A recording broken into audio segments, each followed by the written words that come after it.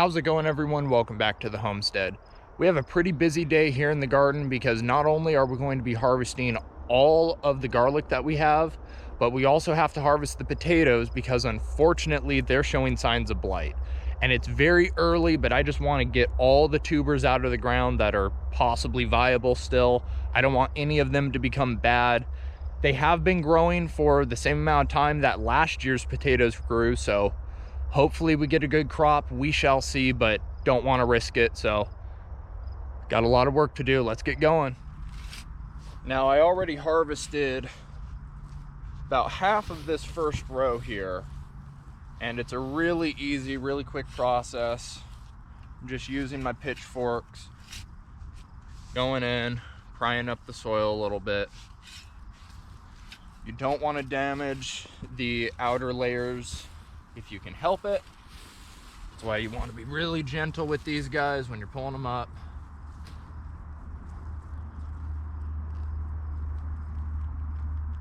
And honestly, because of these roots being so long in a lot of these cases, I would also recommend getting some scissors or something to cut them off. I'm probably just going to use my knife going along this row, but nevertheless, there she is.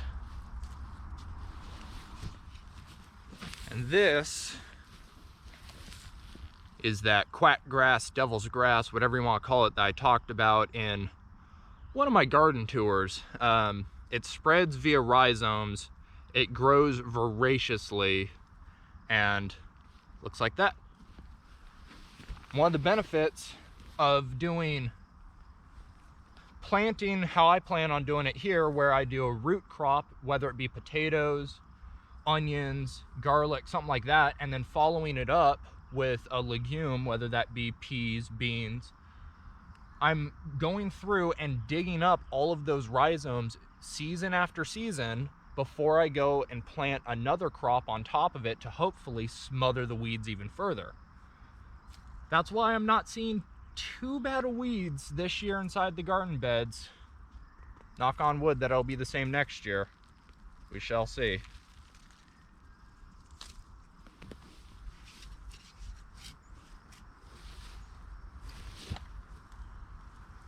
Now, we have been getting a lot of rain this season. I would say somewhere around at least every other day we're getting some rainfall, it seems. And garlic, as it gets to its later stages in life, before you pull it, you really want it to start drying out. You want to start limiting the water that you give it. I can't limit the amount of rain that falls, ladies and gentlemen, so unfortunately, these guys are going to be a little bit more damp than I would like them to be. And what that's causing, if I pull a couple examples, is the outer layer to kind of peel prematurely. Not that big of a deal. There are plenty of leaves that are protecting that bulb. I actually messaged the people that I bought the seed garlic from, Garlic Gods of Sun Valley, I believe. I will link them down below. They're not paying me anything. They just have amazing seed garlic, an Idaho company, so they're local, even though it would take me 10 hours to drive there, I think. Nevertheless, go support them, go show them some love, because they are a great company, very friendly. And they basically told me not to worry about it too much. The outer layers of the garlic will start to kind of prematurely peel off as I'm pulling them from the ground, but nevertheless, they said that they should store okay. Maybe get some dark spots here and there, but should otherwise be fine. Row 1 has all been harvested, and now it's on to the second row.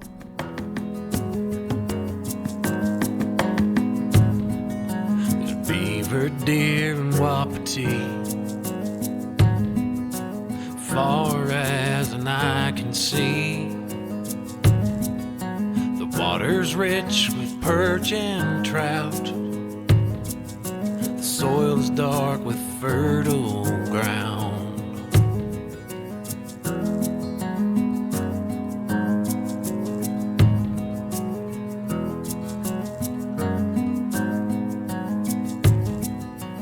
Rumors echo through the leaves that hard times rumble on back east.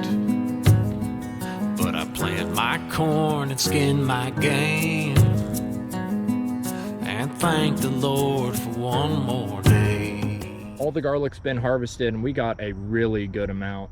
Before I pull these potatoes, I'm gonna go inside and do a little bit more research because I'm not totally sure that what I'm seeing is in fact blight. It might just be that it's getting towards the end of the potato's life cycle, or at least the top's life cycle. So these are going to start to die back as it gets closer towards fall and winter. And then the tubers are what's going to preserve the plant till the next season. That's the theory, at least. However, I'm obviously going to come through and harvest all the potatoes. So the question is this blight or is this normal wilt like we're seeing down there? I'm gonna have to go inside and do a little bit of research. So I did a bunch of research on the different signs for blight, and I'm gonna say that what we have here is a false alarm, thankfully. Two different things that I'm looking for that lead me to that conclusion.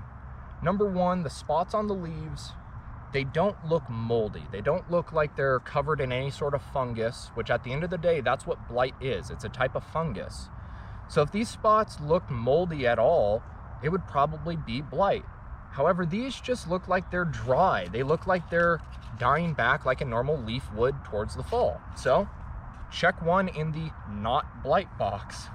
The other thing that I'm looking for is on the junction points off of the stems. So you have a main stem and they have a secondary one that's coming off of it. That junction point, if it has blight, what'll typically happen is that junction will turn a really dark color, the same color as the spots on the leaves. And nowhere on any of the plants in either of the rows am I seeing any darkening at the junction points. So don't get me wrong, I am gonna monitor it between now and harvest, but I'm gonna say that this was probably a false alarm and that this is just normal dieback, which is great. With that being said, since we don't need to harvest these guys, we get to plant some more stuff. And we are going to be planting a bunch of beans. Talked about this a little bit earlier in the video, and since we harvested this garlic crop pretty early on, it's only the middle of summer after all, we have more than enough time to plant some beans. Now these were planted or sold, excuse me, for this season. However, these are some leftovers that I bought for last year. So we're gonna plant these first, and then if we have any extra space, we're gonna plant these since they're leftovers. The basic guidelines that we're gonna follow is planting them about 4 to 6 inches apart, about a ½ inch or so deep in the soil. I'm gonna cover them up, give them a light water because we are getting quite a bit of rain this year, though we are getting into the drier season, so I'm gonna need to water them more frequently. But nevertheless, I don't wanna flood them right after we put them in the ground. These are all bush beans, by the way. I wanna mention that. Now, the difference between bush beans and pole beans is pole beans, in order to have the best success, it's not like it's required, but in order to have the greatest success with them, you need to trellis them. Meaning you need to have something above your rows or above your bean plot so that you could trellis the vines. And since this is a mixed garden plot, each one of these rows gets reused for something year after year, and it's not always beans. I don't want to have trellises above these rows, especially if they're permanently mounted, because number one, like I say, every single year every row gets used for something different. And then also we're kind of in tight quarters here. You can see that there's not too much space from row to row, so if I was going to put some posts in the ground and then run some line to trellis the beans, that would just be taking up that much more space that I don't want to. So bush beans in my garden are a must. Not saying that they're better than pole beans, I'm just saying that for my growing situation, these will work out better. So we're going to get to planting. Nothing groundbreaking there, no pun intended, but I will show you what I'm doing. So here's the planting process. All I'm doing is I'm taking a bean and I'm just working it about an inch or so into the soil, cover it up, grab another one, go about 4 to 6 inches apart, bury that one, on and on and on. Really quick process. And honestly, with the amount of beans that are in these packs, I'm probably not going to hit that big overflow one that I have. Both rows of beans have been planted, and I definitely went overboard when buying the packs because we only used about half per row. Early serves for this middle row, and then tender green improved bush for the far row. As you can see, we have a lot of extra in there. So if you were just starting like your average home garden, 1 pack of beans would probably be enough for an entire growing season, because these rows are about 45 feet long, planting every 4 to 6 inches. Yeah, you could grow a lot of beans with just 1 pack like this. I definitely need to update you on the strawberry bed too, because it looks a little bit different, and we're finally getting some fruit.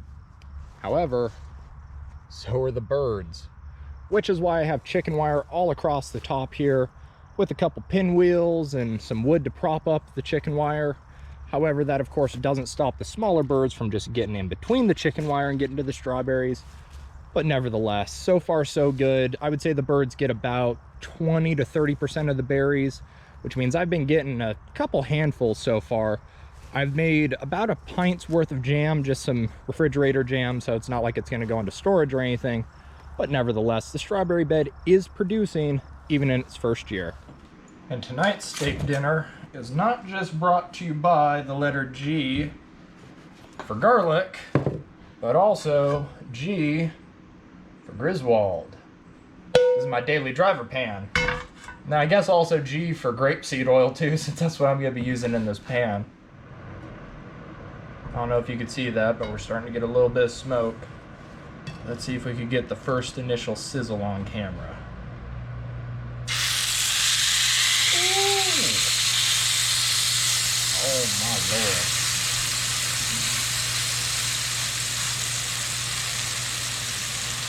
Beautiful. Now I'm just here to tell you, if a garlic butter basted 16-ounce locally raised ribeye steak seared in a 90-year-old piece of Americana doesn't make your mouth water, you ain't American.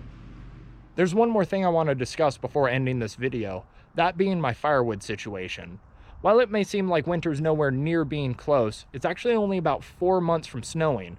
And that said, I'm gonna need some firewood before then, since that's the only heat source I have for my house. But we have way more than the 5 cords of hand split firewood behind me. And I noted the hand split part for a reason. Let me flip the camera around and show you guys. All the firewood you see there, both in the big pile and in the back of my truck, was split over the course of a weekend using a rented log splitter. And as much as I love my vintage axes, this makes me want a log splitter, because that's just ridiculous productivity. And this isn't even all the logs that I have to pick up. I have another 1.5, maybe 2 full truckloads like that one there to pick up and bring back to the property. So just a ridiculous amount of productivity. Of course, old vintage axes are a lot cheaper typically than brand new shiny log splitters, but nevertheless, we have more than enough firewood for this year and a little bit of next year as well. So that said, you guys, I think those are all the updates and everything I wanted to show you in this video, so hopefully you enjoyed. If you did, please leave it a like, subscribe if you haven't done so already, share the video with someone you think also might enjoy it, and comment down below if you have any questions or comments. In the next video, we're probably going to be harvesting that potato crop, so if that's something that interests you, make sure you subscribe. With that, thank you for watching, think for yourself, shoot straight, and I will see you next time.